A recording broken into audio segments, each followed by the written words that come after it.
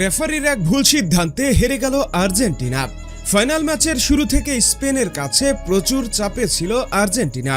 আর এমন মুহূর্তে রেফারির একটা ভুল সিদ্ধান্ত যেন ম্যাচ শেষ হওয়ার আগেই হেরে যায় মেসিরা।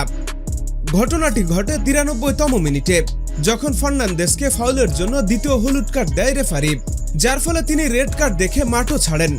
যদিও টিভি রিপ্লেতে দেখা যায় এটা কোনোভাবেই ফাউল ছিল না, বলা চলে রেফারির ভুল সিদ্ধান্ত ছিল। এদিকে এমনিতেই আর্জেন্টিনা স্পেনের কাছে একেবারেই পাত্তাই পাচ্ছিল না, আর সেই মুহূর্তে 10 জনের দলে পরিণত হওয়া একেবারে বাজে মুহূর্ত ছিল। এক কথায় আর্জেন্টিনা আরো দুর্বল হয়ে পড়ে। যদিও এমি মার্টিনেস একাই লড়াই চালিয়ে যাচ্ছিল, একের পর এক স্পেনের আক্রমণ ঠেকাচ্ছিল, কিন্তু শেষ রক্ষা হয়নি। 106তম মিনিটে তোরেসের গোলে ছিটকে যায় আর্জেন্টিনা।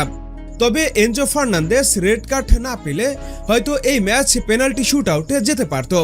মূলত আর্জেন্টিনার এটাই লক্ষ্য ছিল, যে কোনোভাবে এই ম্যাচ পেনাল্টি শুট আউটে নিয়ে যাওয়া, কিন্তু তা আর হলো না।